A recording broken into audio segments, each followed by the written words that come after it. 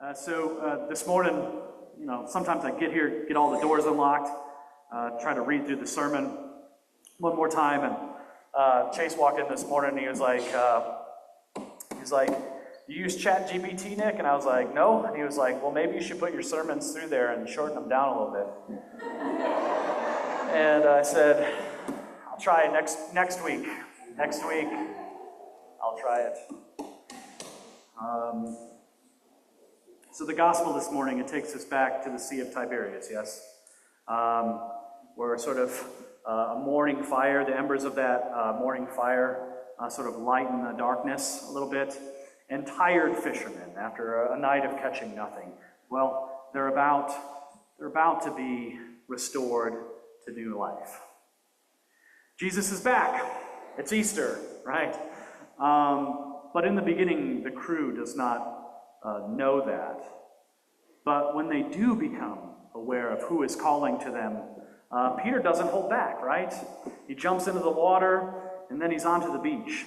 And Peter, the one who had denied Jesus 3 times, is greeted there not with condemnation, but with a question. Do you love me? And so I hope before us then, we know that there is not a confrontation. In fact, Jesus' approach to Peter is quite the opposite of that. It's deeply restorative in its mercy. Jesus does this not by ignoring the sin, but neither does he define Peter by it. In other words, Peter is not the worst thing that he's ever done. Christ affirms this, and by doing so, allows transformation to happen. This transformation happens through love and through grace. And so this encounter not only speaks to mercy, right? That's a main part of it, but also to a new purpose, which I love. It's a recommissioning as well. It's a recommissioning in those words, "Feed my lambs." And thus, the one who failed is called to lead. The sinner is actually made the shepherd. The deserter becomes the builder of the church. Paul was persecuting Christians, and yet he became the apostle to the Gentiles. And so all of these stories, they are quite sensational reversals in the nature of experience. And for those of us who count the cost, and there may be some of us, I think it asks the question, can such forgiveness, can this forgiveness on the beach that Jesus so lovingly showed, can that really hold Peter accountable for what he did? Remember, too, what happened just days before this in John's Gospel. Peter had looked Jesus in the eye, remember, and he declared, with all the sense of loyalty that he could muster, "Lord, I will lay my life down for you. You will not die alone. I'll be with you to the end." But even there, Jesus replies with tenderness and an almost painful clarity, asking him, "Will you lay your life down for me, Peter? Truly I say to you, the rooster will not crow till you have denied me 3 times. Jesus didn't shame Peter even then. He didn't say, as he once had, "Get behind me, Satan." He didn't say that. What Jesus did was tell Peter the truth. But he did it in love. He said, "No, Peter, you will deny me." And now, after the cross, after those deniers, those denials, after the rooster has crowed, Jesus meets Peter again. Not with, "I told you so. I did." He doesn't say that to him. He meets him with breakfast and a question. "Do you love me?" This, I think, is forgiveness in its purest form. We mistake it if we only see Christ's gentleness and his meekness here. But Jesus is doing some really, really hard work. He names the wound and walks Peter back as he does so with 3 questions or 3 denials. And the story even says that Peter feels this. Peter was grieved, right? Because he said to him a 3rd time, "Do you love me?" But notice too in the gospel that Jesus also refuses to let Peter's failure be the final word. Jesus doesn't ignore Peter's sin, but he also doesn't let it define him. I was reading this book by a scholar by the name of, his name is Miroslav Volf. Mouthful. But he wrote this fantastic chapter on forgiveness, and he says, most of us, most of the times, we want justice for others and mercy for ourselves. And so I hope you can see in this episode that Jesus is offering something different here. A love that tells the truth, which is about justice, but a love that still restores. And I think this leads us all to a profound question. Should everything be forgiven?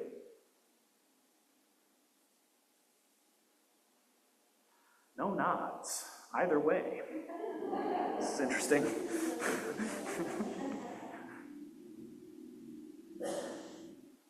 Does this risk letting people get away with harm, with betrayal, with condemnation, with desertion, with destruction?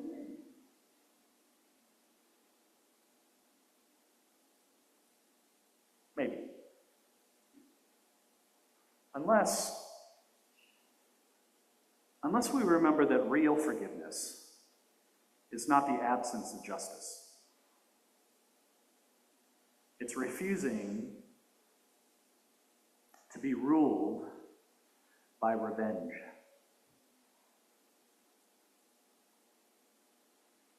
It is Jesus saying to Peter and to us, I think to us, I would say to us, your failure is real, but my love is greater. Forgiveness doesn't mean forgetting that the rooster crowed, in other words. It means trusting that grace can still call us to feed sheep even after we fail, even after we fall from grace. Forgiveness does not erase the consequences of sin, but it does refuse to let vengeance be the end of the story. Forgiveness is how we make room for healing, not just for those who have wronged us, but for ourselves as well. And we are called to do this, right? The collect this morning, it says, we are to behold him in all his redeeming work. What is the redeeming work of Christ, if not for the restoration of relationship through forgiveness? Our own liturgy, the one that we practice today, affirms this pattern of grace. Every Sunday, unless it's like really close to Christmas or Easter, right? We confess. Every Sunday, we're forgiven, we're absolved. And this is not a formula. This is formation, right?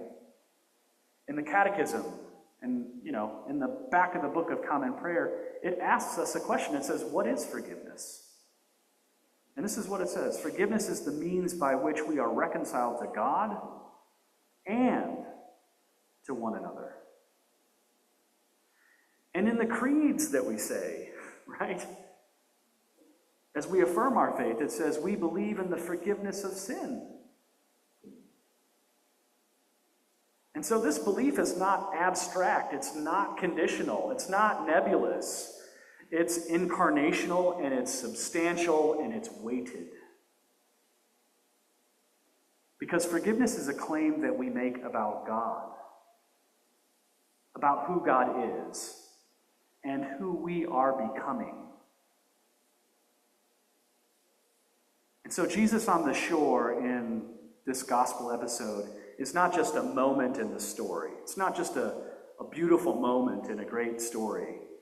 It's a pattern that is to be repeated each time that we break bread, each time that we confess, each time that we are absolved and then sent out into the world to love again.